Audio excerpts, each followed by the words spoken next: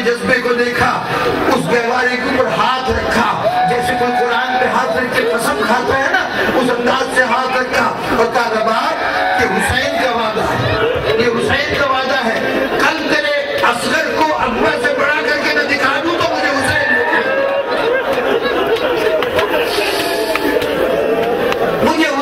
کہنا۔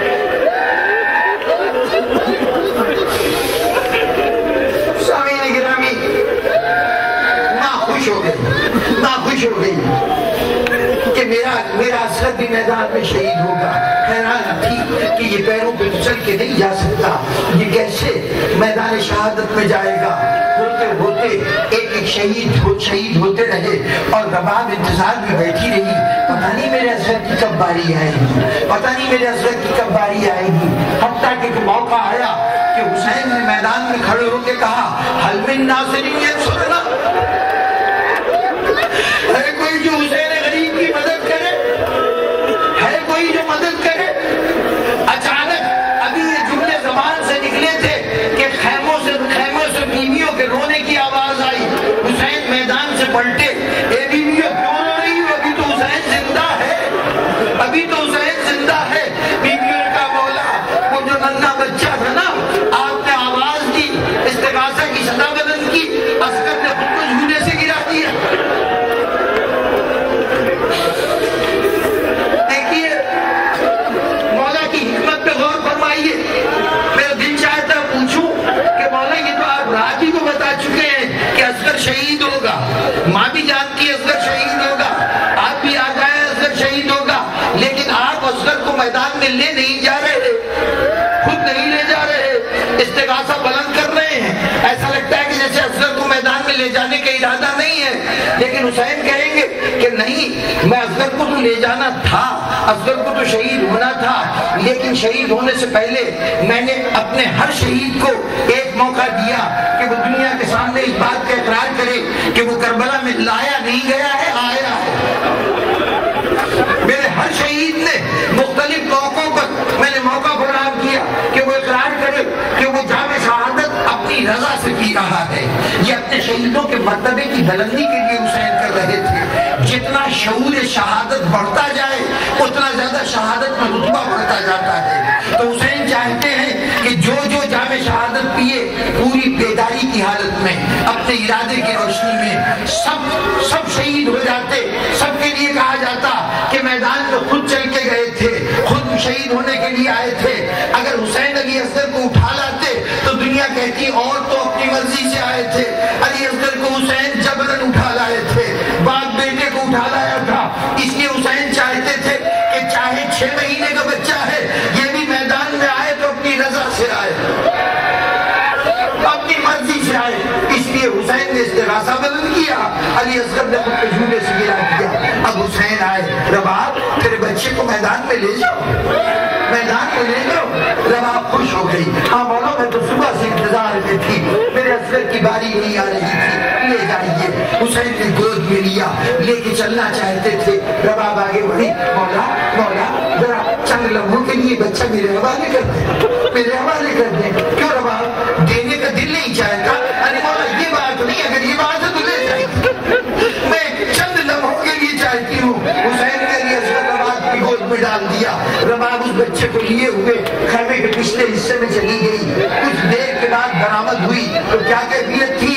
منہ صاف، منہ کو پوچھ کر، آنکھوں میں سرما لگا کر، کمر کے ساتھ ایک رومال باندھ کر، نیا کرتا پہنا کر لے کے آئی رباب۔ مولا یہ میدان میں جا رہا ہے، سپاہی کی حیثیت سے جا رہا ہے نا، تو اپنے بچے کو سپاہی بنا کے لائے، اپنے بچے کو سپاہی بنا کے لائے۔ اچھا اب لے جاؤ، اب لے جاؤ۔ ہاں مولا لے جائیے۔ حسین لے کے چلنے لگے، جیسے دروازے کے قریب پہنچے نا، خیمے کے دروازے کے قریب پہنچے، ایک مرتبہ رباب پھر آئی، مولا مجھے ذرا اپنے بچے سے بات تو کر لینے دیجیے، ایک بات تو کر لینے دیجیے۔ ہاں رباب کیا کہنا چاہتی ہوں؟ کہتی ہوئی بیٹا اصغر تو جا رہا ہے نا میدان میں جا رہا ہے، ابھی مجھے معلوم ہے کہ تھوڑی دیر میں تو اپنی دادی کے پاس ہوگا، جنت میں اپنی دادی کے پاس ہوگا۔ بیٹا اگر دادی کہیں ماں نے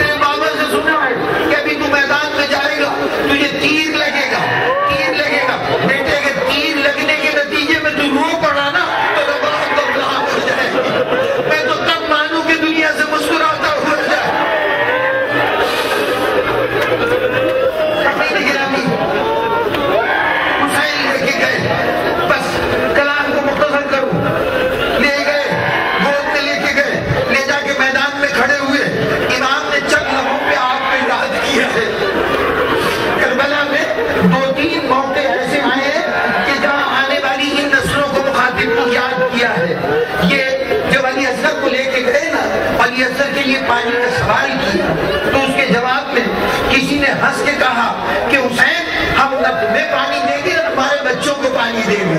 تو امام نے اس وقت جملہ کہا تھا میرے عشقیوں کاش تم دیکھتے کہ میں کیسے اصغر کے لیے پانی مانگ رہا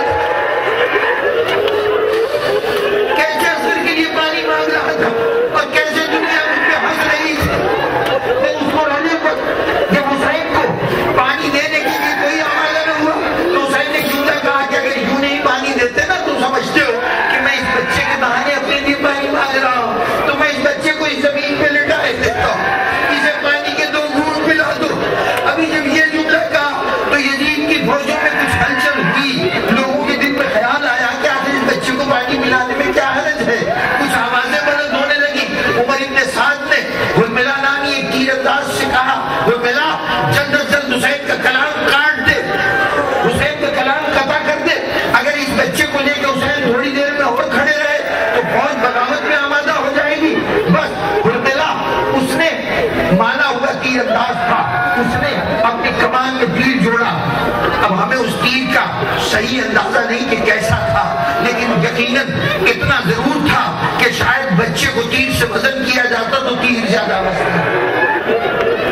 تیر کو کمان میں جوڑا چاہتا تھا کہ تیر چلائے نشانہ لے کے چلانا چاہتا تھا. ایک مرتبہ ہاتھ کانپے ہاتھ سے کمان چھوٹ گئی. دوبارہ کمان اٹھائی تیر جوڑا پھر کمان گر پڑی.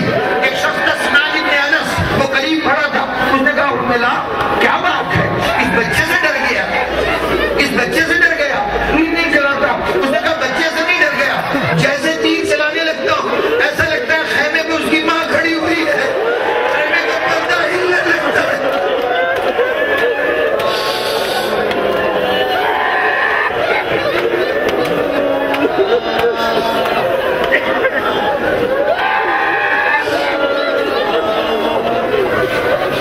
سنان ابن انس پردے خیمے کے اور حرملہ کی آنکھوں کے درمیان حائل ہو گیا.